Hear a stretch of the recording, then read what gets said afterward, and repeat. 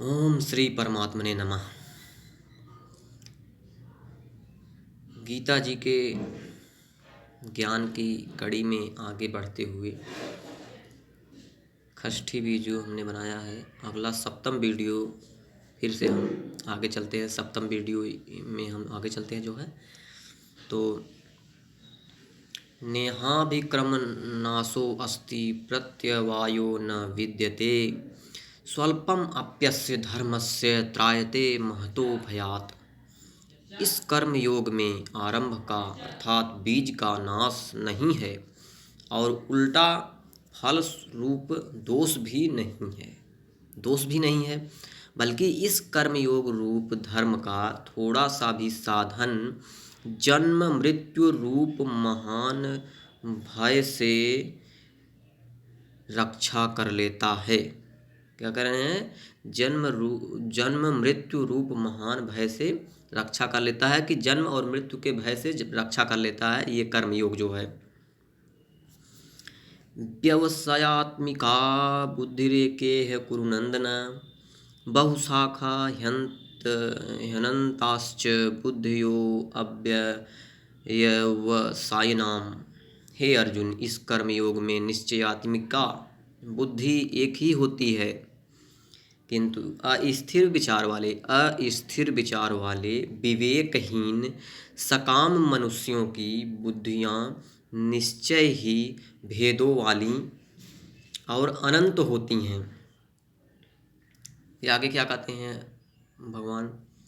यामिमां पुष्पितां वाचं प्रवदन्त्य विपञ्चितः वेदवादरताः पार्थ नान्यदस्तीति वादिनः कामात्मानः स्वर्गपरा जन्म कर्म फलप्रदां क्रिया विशेष बहुलां भोगैश्वर्यगति प्रति भोगैश्वर्य प्रसक्तानां तयापहृत चेतसां व्यवसायात्मिका बुद्धि समाधौ न विधीयते। हे अर्जुन, जो भोगों में तन्मय हो रहे हैं, जो कर्म फल के प्रशंसक वेद वाक्यों में ही प्रीति रखते हैं, जिनकी बुद्धि में स्वर्ग ही परम प्राप्य वस्तु है, जो स्वर्ग से बढ़कर दूसरी कोई वस्तु ही नहीं है, ऐसा कहने वाले हैं वे अविवेकी जन इस प्रकार की जिस पुष्पित अर्थात दिखाऊ शोभायुक्त वाणी को कहा करते हैं, जो कि जन्म रूप कर्म फल देने वाली एवं भोग तथा ऐश्वर्य की प्राप्ति के लिए नाना प्रकार की बहुत सी क्रियाओं का वर्णन करने वाली हैं, उस वाणी द्वारा जिनका चित्त हर लिया गया है, जो भोग और ऐश्वर्य में अत्यंत आसक्त हैं, उन पुरुषों की परमात्मा में निश्चयात्मिका बुद्धि नहीं होती। मतलब जो भोग विलास में व्यस्त होते हैं उनका परमात्मा में जो है मन नहीं लगता है। त्रैगुण्य विषया वेदा निस्त्रैर्गुण्यो भवार्जुन निर्द्वंदो नित्य सत्वस्थो निर्योग क्षेम आत्मवान। हे अर्जुन, वेद उपर्युक्त प्रकार से तीनों गुणों के कार्य रूप समस्त भोगों एवं उनके साधनों का प्रतिपादन करने वाले हैं, इसलिए तू उन भोगों एवं उनके साधनों में आसक्तिहीन हर्ष शोकादि द्वंद्वों से रहित नित्य वस्तु परमात्मा में स्थित योगक्षेम का मतलब अप्राप्त की प्राप्ति का नाम योग है। अप्राप्त की प्राप्ति का नाम योग है, जिसका प्राप्त आपने नहीं किया उसको प्राप्त करने के लिए उसको प्राप्त करना ही आपका योग है। और प्राप्त वस्तु की रक्षा का नाम क्षेम है। जो प्राप्त किए हैं उसकी आप रक्षा कर रहे हैं तो उसका नाम क्षेम है। तो कह रहे हैं कि योग क्षेम को मतलब कि अप्राप्त की प्राप्ति और प्राप्त की रक्षा, अप्राप्त की प्राप्ति और प्राप्त की रक्षा। तो योगक्षेम को न चाहने वाला और स्वाधीन अंतःकरण वाला हो।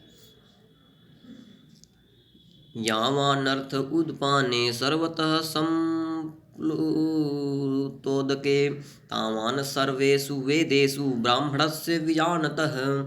सब ओर से परिपूर्ण जलाशय के प्राप्त हो जाने पर छोटे जलाशय में मनुष्य का जितना प्रयोजन रहता है, जलाशय ब्रह्म को तत्व से जानने वाला ब्राह्मण का समस्त वेदों में उतना ही प्रयोजन रह जाता है। क्या करें, सब ओर से परिपूर्ण जलाशय, सब तरह से जल से भरा हुआ जो हमारा तालाब जलाशय होता है के प्राप्त हो जाने पर छोटे जलाशय में मनुष्य का जितना प्रयोजन रहता है, तो अगर एक बड़ा जलाशय है तो उसके बाद एक छोटे जलाशय में अगर मनुष्य जाता है तो उसका जितना प्रयोजन रहता है,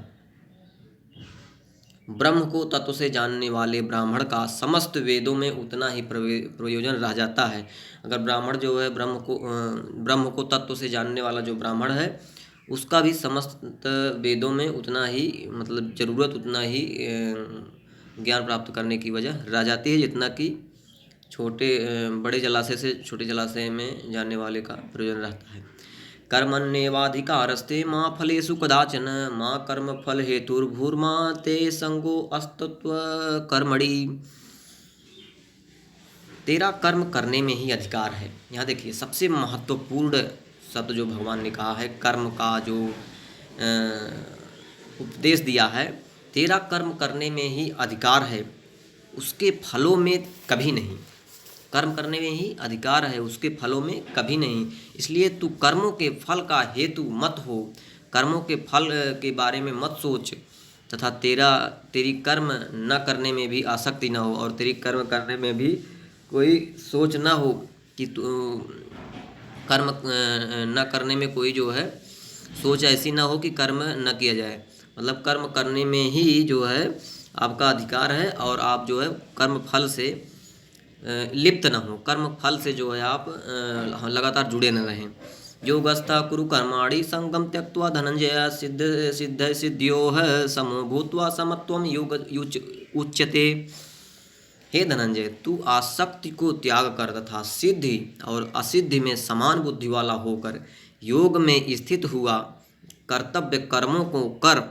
समत्व का मतलब जो कुछ भी कर्म किया जाए उसके पूर्ण होने और न होने में तथा उसके फल में समभाव रहने का नाम समत्व है। मतलब कि जो काम किया जा रहा है वो पूर्ण होने हुआ या नहीं हुआ और उसका फल क्या मिला, सब में आपको समान भाव रखना है, और इसी समान भाव का नाम है समत्व। समझ रहे ना आप, इसको आप ध्यान से सुनिए, बहुत ही महत्वपूर्ण भगवान ने उपदेश दिया है। समत्व ही योग कहलाता है। दूरेण ह्यवरम कर्म बुद्धि योगा धनंजय बुद्धौ शरणं मन्निच्छ कृपणाः फल हेतवः। इस समत्व रूप बुद्धि योग से सकाम कर्म अत्यंत ही निम्न श्रेणी का है। इसलिए हे धनंजय, तू समबुद्धि में ही रक्षा का उपाय ढूंढ, अर्थात बुद्धि योग का ही आश्रय ग्रहण कर, क्योंकि फल के हेतु बनने वाले अत्यंत दीन हैं। बुद्धि युक्तो जहाति है उभे सुकृत दुष्कृते तस्माद्योगाय युज्यस्व योगः कर्मसु कौशलम। समबुद्धि युक्त पुरुष पुण्य और पाप दोनों को इसी लोक में त्याग देता है, अर्थात उनसे मुक्त हो जाता है। इससे तू समत्व रूप योग में लग जा। यह समत्व रूप योग ही कर्मों में कुशलता है, अर्थात कर्म बंधन से छूटने का उपाय है। यही समत्व रूप योग, अर्थात कि आपको कर्म फल और कर्म के पूर्ण होने न होने तीनों स्थितियों में आपको समान भाव रखना है, और समान भाव रखने से ही आपके कर्मों में समत्व रूप कर्म में ही आपकी कुशलता है, अर्थात आप यही कर्म बंधन से छूटने का आपका उपाय है। कर्मजं बुद्धि युक्ता ही फलम त्यक्त्वा मनीषिणा जन्म बंध विनिर्मुक्ता पदम गच्छन्त्यनामयम्। क्योंकि समबुद्धि से युक्त ज्ञानी जन कर्मों से उत्पन्न होने वाले फल को त्याग कर जन्म रूप बंधन से युक्त हो निर्विकार परम पद को प्राप्त हो जाते हैं। जन्म रूप बंधन से मुक्त हो निर्विकार परम पद को प्राप्त हो जाते हैं। तो जन्म और मृत्यु के बंधन से मुक्त होकर के वो परम पद को प्राप्त हो जाते हैं, ऐसा भगवान बता रहे हैं। यदा ते मोह कलिलम बुद्धिर्व्यतितरिष्यति तदा गन्तसि निर्वेदम श्रोतव्यस्य सुतस्य च। जिस काल में तेरी बुद्धि मोह रूप दलदल को भली भांति पार कर जाएगी, उस समय तू सुने हुए और सुनने में आने वाले इस लोक और परलोक संबंधी सभी भोगों से वैराग्य को प्राप्त हो जाएगा। श्रुति विप्रतिपन्ना ते यदा स्थास्यति निश्चला समाधावचला बुद्धिस्तदा योगम वाप्स्यसि। भांति भांति के वचनों को सुनने से विचलित हुई तेरी बुद्धि जब परमात्मा में अचल और स्थिर ठहर जाएगी, तब तू योग को प्राप्त हो जाएगा, अर्थात तेरा परमात्मा से नित्य संयोग हो जाएगा। तो यहाँ तक भगवान ने कहा। आगे अर्जुन उवाच है, अर्जुन उवाच को अगली वीडियो में बताया जाएगा। ठीक है, तो इतना हमने आज बोला।